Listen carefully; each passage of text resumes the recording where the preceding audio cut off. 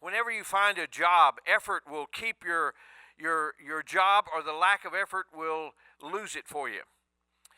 See, if you're not worth more than you cost, they'll not be having you there very long.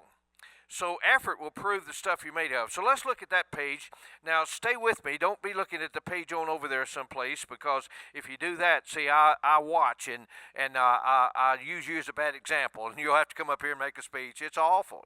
So don't do that. Just stay where we are, and we'll just move right along, and I think we can get through this. Okay, I'm not going to read all this. Some of the things I'll skip around, but what I do with notes, I give you about 10 or 11 pages here, and I do my notes that way. I know sometimes I'll get into class and don't give me anything, but a day later I can't remember 90% of what's said. So this is the way I do it.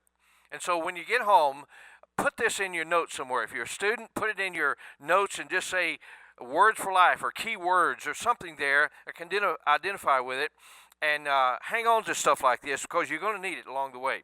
So let's start on the first one there. Effort proves the stuff you're made of. The overriding book, the goal of this book is to push yourself and to have some of these things into your life. So effort establishes the habit of self-discipline is what it does. That's your blank there, the habit. So effort establishes the habit of self-discipline, and you'll need this. At the end of this book, the last chapter in this book is all about self-discipline. And that will make everything else take place, or the lack of self-discipline in our life will cause it not to take place. Grab a handout there on your way in, ladies. Thank you. So the first word there, effort establishes the habit of self-discipline. So as a teacher for God or whatever you're into, you'll always need that. See, it's a difference in where you want to go, and getting there is effort. And you're going to have to put the effort into your life if you're going to get there.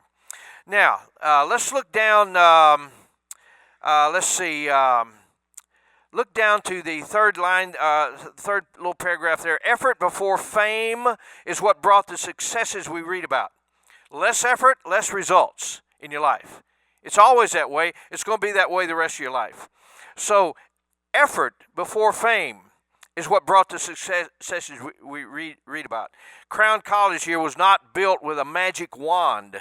It took effort from day one till this day, and every other day it's going to take effort, and somebody's got to put that effort forth. Now, look at the next one there. Winning's not everything, effort is.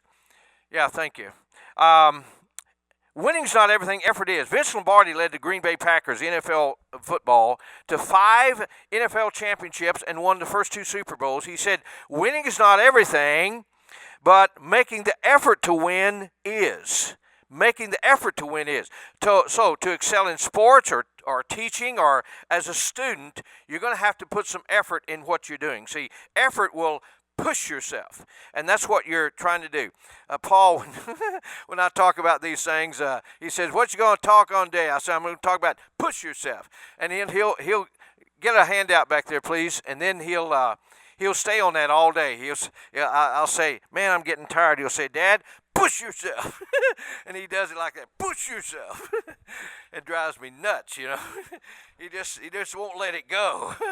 I say I'm going to throw that thing in the trash can next time. All right. So look below there now. The next little sentence there. The effort to outachieve yourself brings great gain. The effort to outachieve yourself brings great gain for a teacher of God, or just in your personal life. You're trying to excel, and you're trying to push yourself to out-achieve what you've done in the past. You don't get through teaching a lesson, a Bible lesson, and say, I think that's about the best I've ever done. Well, yeah, but you don't ask the student that. You just assume that yourself, you see. So what you want to do is always strive to out-achieve yourself.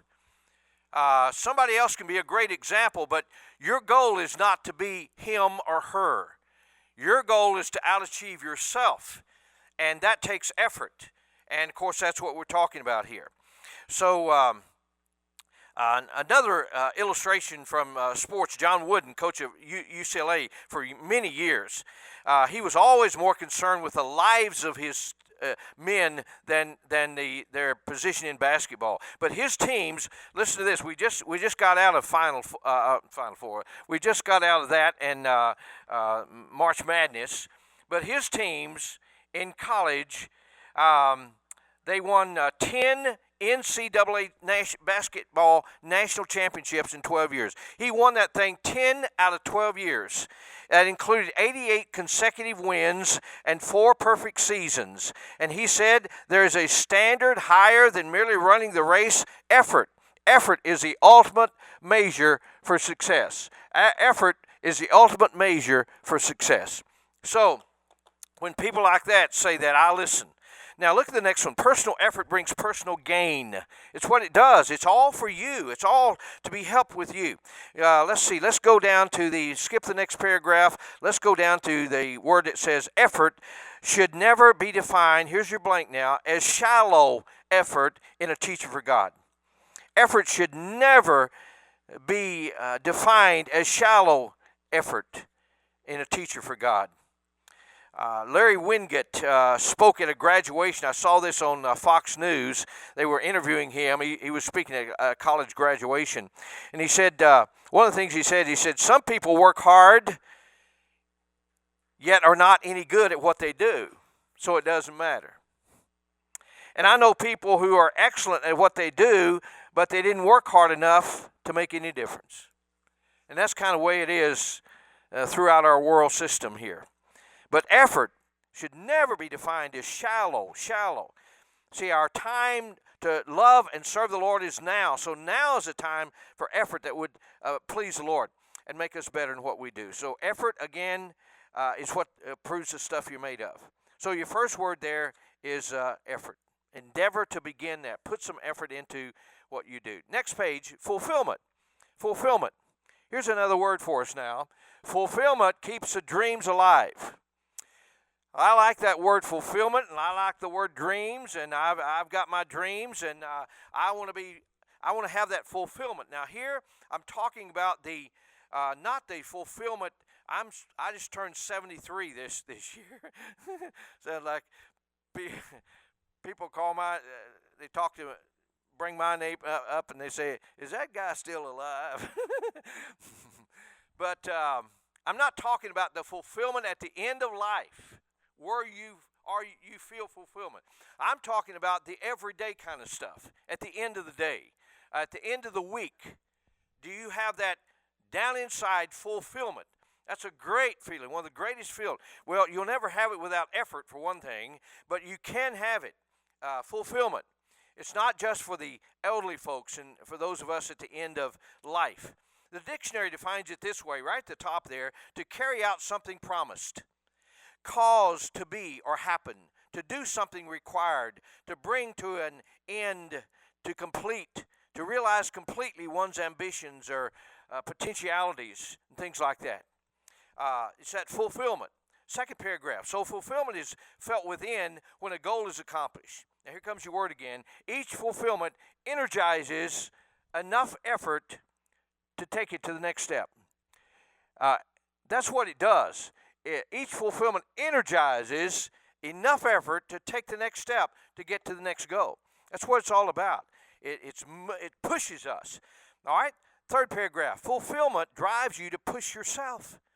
Fulfillment makes you constantly thirsty for more. The dreams within you are at stake. I wish we had time to just go around and talk about the dreams of each one of you. The dreams are at stake. When you have a dream, put it down and put step one. What will get me to step one? Maybe that dream's going to take 3 steps, 4 steps, 5 steps, 4 or 5 years from now. But whatever it is, that's what I want. I want to find fulfillment even in the next step because I'm moving toward my goal. So fulfillment drives you. Your dreams are at stake here. It's an adrenaline push. Fulfillment gets the encouragement level to a new high. See, it's that it's the feeling that comes when you study well on your next test and your grades show it. I guess I shouldn't have put that in there. But I never liked professors who'd get up right before they give you a test, right before they give you the handout there, and say and make his prayer. Lord, help the students in accordance to that which they have studied. No, no. Many of us students would say, no, no, no, no. I need mercy. Mercy is what I need. I need a miracle from God. Pray for that, will you please? Don't do that thing to me in accordance to that which I've studied. When I went to school and I went to 2 years at seminary there, and man, I'm telling you, working 2 jobs and having babies and things like that, it was tough. Guys would fall asleep fall out of the chair, sleep. It was tough, so we needed mercy. But fulfillment gets the encouragement level to a new high is what it does. Now, next paragraph. The teacher for God, if you're teaching, you must watch for those little time robbers or the negative thoughts of others to discourage you in your effort to improve yourself. Most teachers never read a book on teaching for years. There's just no push there. I do teacher training almost every week. About the last year, we did 30 weeks out of it. We had a little over 4,000 teachers the last 2 years, just in local churches, what we do every week somewhere. And the most exciting people I've ever had, in these sessions. I'll bring in things, I would have 6 8-foot tables all around here, just absolutely filled with all kind of things on teaching and helps and all that kind of stuff. And you'll see some of if we have 120 there total people, I'll see at least 20 that will sit back there and never one time in 4 hours even walk up here, take 10 steps up here and look at some of this stuff. Now they'll sit back there and they say, boy, that's pretty stuff, isn't it? It doesn't get near them. But the most exciting people I've ever seen in my life are in their late 70s and early 80s, who've been teaching for 60 years already and cannot get enough. They cannot get enough help. They're looking for whatever would help them to out-achieve themselves, you see. Man, it's exciting. We were, one of the last ones I had a little lady sitting on. She must have been 80 years of age. But she was sitting on the front row. There wasn't anybody else in the whole place on the front row but her. And she was, I would say something key to a teacher. She'd say, amen, amen. I didn't get any other amens, but I got them from her. And I talked to the people from her church, and she said, they said, man, she's a fireball. I think she was 83. And nobody else there was a fireball from their church, but she was. All right. So most teachers never read a book on teaching for years. There's just no push there. But this is God's word we teach, see. Why would I not want to improve myself and communicate well? Why would I not want to do that? You rarely find a book on teaching in a bookstore. You find thousands of every subject under the world in a bookstore. But you rarely find something it says, teach me how to teach. How do I prepare my lesson during the whole week? How do what about the hour of presentation? I'm standing up in front of these bunch of kids or these teenagers or these adults. Now what do I do? There's not a lot of how-to type books. When I was going to school, there wasn't a lot of how-to books. I had to get mine at other places, but you've just got to have that if fulfillment's going to come. All right, but look where the sentence with a blank is. I will improve and I will develop my weaknesses into strengths. I will not be the same this time next year. I do not have to be mediocre. A pastor mentioned that last night. See, I do not have to be mediocre. Nobody is making me be mediocre. See, I don't have to be like that. And so I want to learn how to excel early in life. I'm working on a book now. It's called I Wish I Knew This 40 Years Ago. I'm trying to help young guys just starting out in ministry and say, don't do this and don't do that, but do this and do this. And the best quotes and all things like that would help somebody. But I just want to be the best. I find teachers all the time say, I don't I don't read much, and I say you must read. If you're a teacher for God, you must be a reader or quit teaching, one of the two. Reading is where creativity comes from. It's where new ideas come from. And I find all these churches, so many of them, that these teachers have been saying the same thing for the last 20 years. And there's no upgrade in their ability to teach because there's no effort there. And nobody's pushing it. And some of you are going to get in churches just like that, and they haven't had teacher training in 25 years. When I have at least 10 churches that come and bring their people, I can guarantee you for the last 40 years, 8 of those churches have never had training in 20, 25 years in their church. Never. Zero, zilch, goose egg, nothing. That's just the way it is.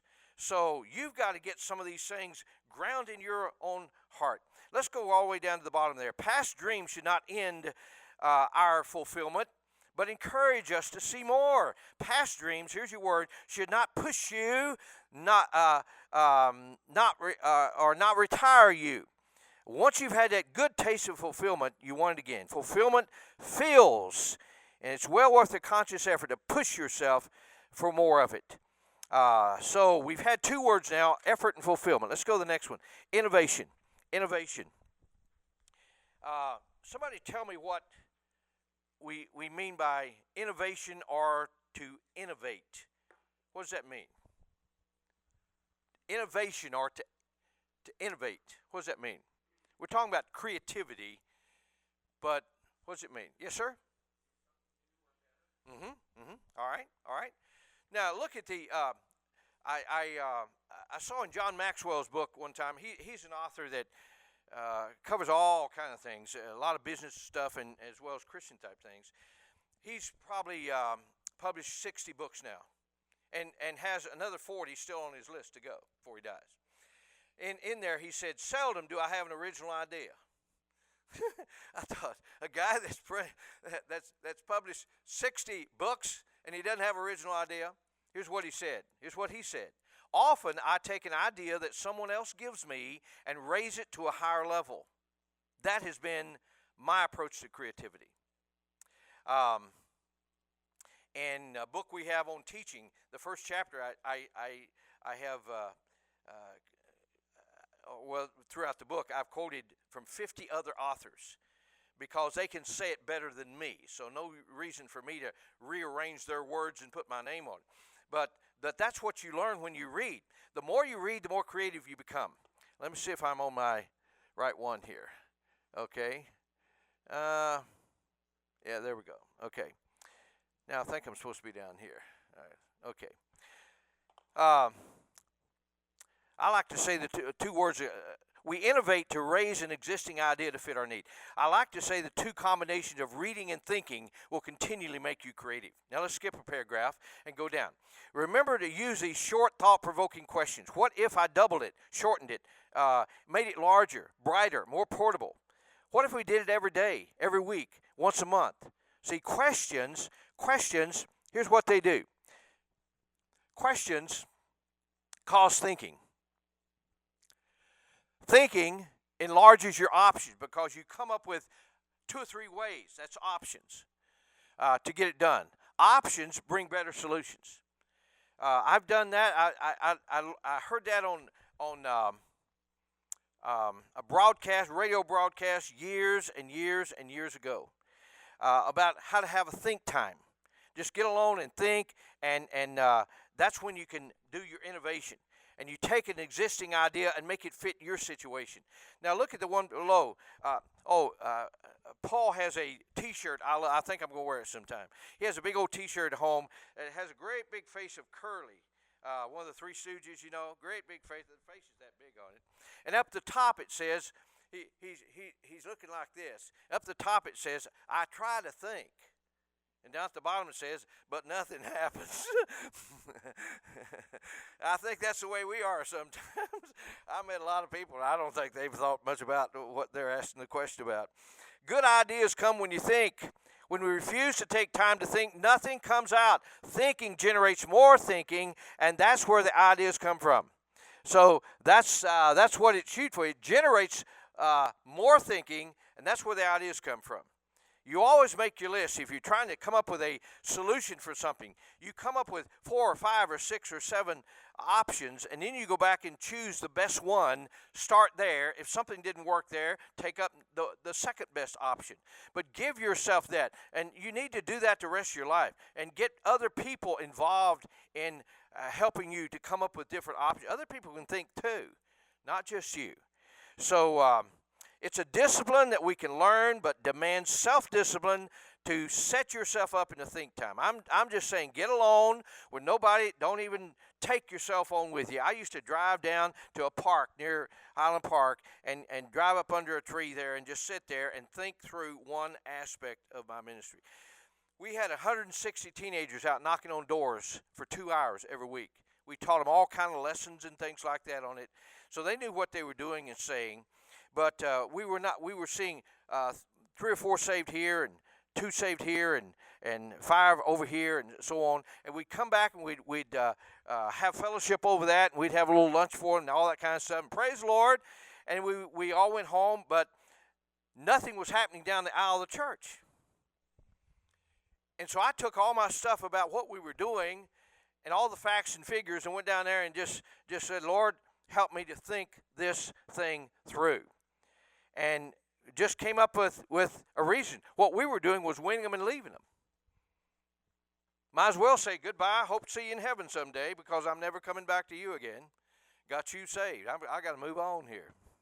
And that's what was happening, but nothing was happening down in church. Nobody was calling those new kids, and nobody was picking them up and bringing them to Sunday school, introduce them to the youth group, and nobody was doing that. Nobody was talking to them about baptism, and so we just didn't see it. The first time I faced that and said, there's my problem.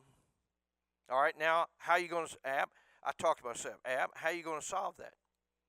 And I start coming up with options. I can do this, I can do that, I can do that, I can do that. Now, what are the top 2 out of the top 5? And I pick something and choose it. The first year we did that, we had over 200 teenagers baptized in our church. Just because we stopped and evaluated and started innovating what we were doing. Now, let's see. All right, right in that, right in the middle there, the paragraph where I was. What if I doubled it, shortened it, made it larger, brighter, portable? What if we did it every day, every week, every month? Questions, calls. I already done that. Okay. A good 73. You get, a few things kind of. Good ideas come when you think. All right. When we refuse to take time to think, nothing comes out. I've done that, haven't I? All right. This is bad. All right. Let's go down to, look at the last paragraph. Thinking brings the impossible, or at least the improbable ideas, to a realistic possibility. See, if you will push yourself for months to come, it'll do it when you get an idea like that. Now, we've talked about 3 words: effort, fulfillment, innovation. Let's go to the next one. This is evaluation. This is a little bit longer, and so I'm going to cut it a little bit short here. And I've got one more at the end: decisiveness. So I just want to give you the gist of this real quickly, and then we'll go on from there. What we're talking about here is evaluation initiates greater achievement. Evaluation, I'm talking about stopping and going back over the last 2 weeks of ministry, the last week of ministry, the last month of a campaign we just did. Whatever it is, I need to stop and rethink it through. Look at my results and look at the effort. What did it cost us? How many people were involved in it? How much effort did it take to do this, and what were the results of it? I evaluate that so I can make it better if I want to do that same thing again. So if you begin early in life to use evaluation, you'll always be better at what you do. You'll always get better and better at what you do. If you never evaluate, you'll start doing the same thing, the same areas that didn't work before. You'll start doing the same thing over and over again. You'll repeat your failures over and over again. You have to start this early in life. Evaluation is an attitude. Look at your notes now. Okay. Evaluation is an attitude of improving my position from adequate to excellent. That's what it is. Wouldn't you want to do that? I would. I want to be better than I am now. I want to be better than I am last year. I want to be better than I was last month. The better attitude is this: I can't wait to find a better, more productive way than how we do it now. See, and that's what we're shooting for. I can't wait till that happens. Can't wait till that happens. Because experience doesn't make you better. Only evaluated experience makes you better. That quote from Howard Hendricks there. That's the way it is. Some people have 40 years of experiences, or let's see, how we supposed to, how that's supposed to say. Some people have 1 year of experience 40 times. Others have, they've worked it out. They know how to evaluate, and so they've had 40 years of experiences. Now, look down at the last two sentences of the next paragraph. You don't become a better leader by changing other people. You become a better leader by improving yourself. Evaluation helps us take an honest look at our own effectiveness.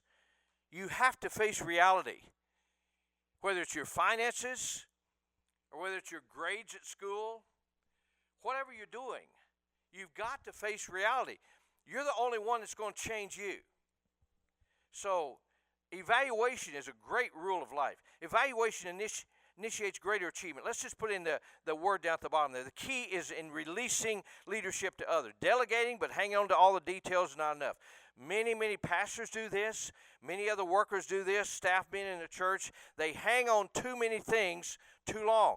It's filling their cart up. They're just absolutely packed, and they will not release leadership to others. You watch this church and see how many lay people are involved in this church. See, pastor can't do everything. Even Brother Sexton and all that we know about him, he has a level of incompetence. He will come to that level where he can't do everything. And so he releases leadership to others. And you look at everything that's going on here, it's his leadership. But he can't run around and do everything. He can't show up for every single meeting that goes on. He's got to release leadership. A lot of men never do that.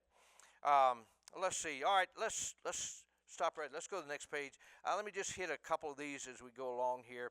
All right, down to number 4. The big question for us is,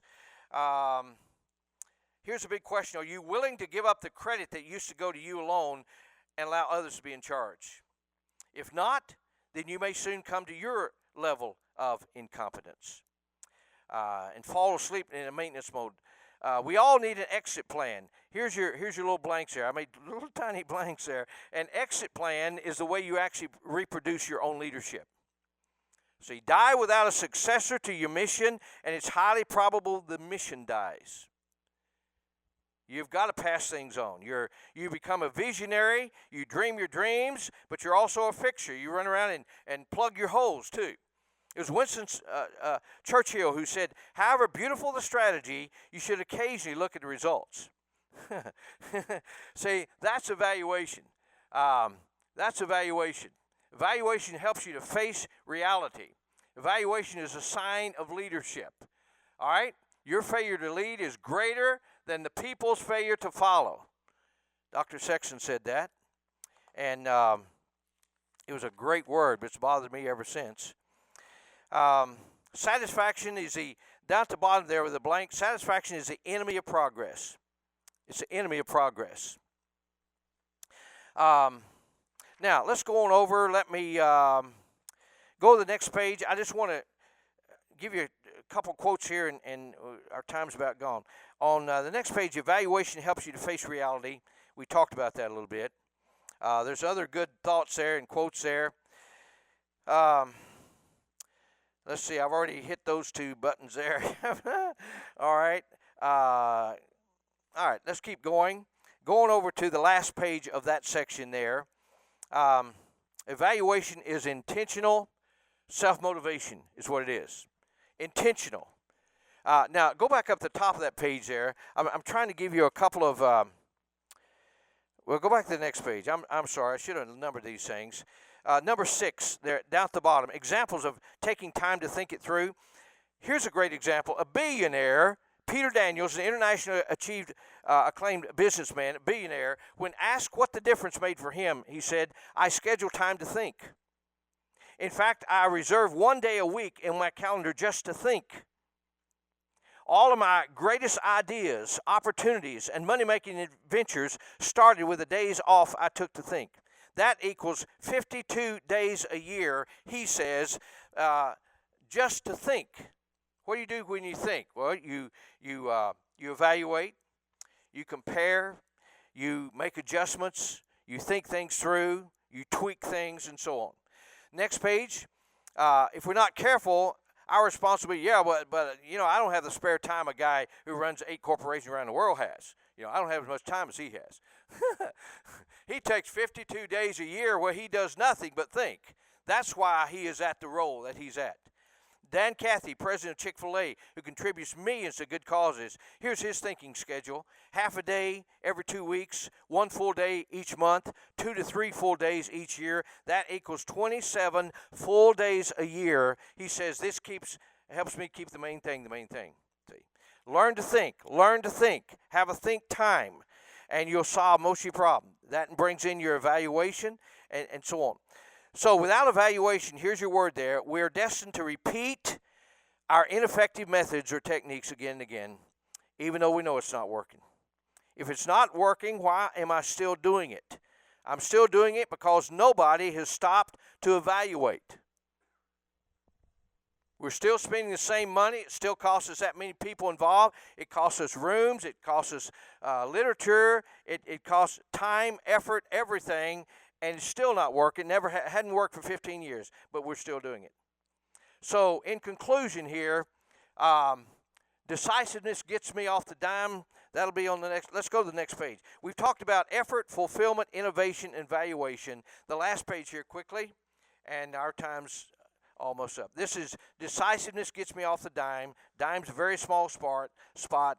That's what this is. Put the 2 words in there. Decisiveness brings me to a decision. It brings me to a decision. Decisiveness. I've got to be more decisive than I am right now. Decisiveness brings me to a decision. Look at the next blank below. Now, turn it around. The ability to make decisions in a timely manner can change all the above.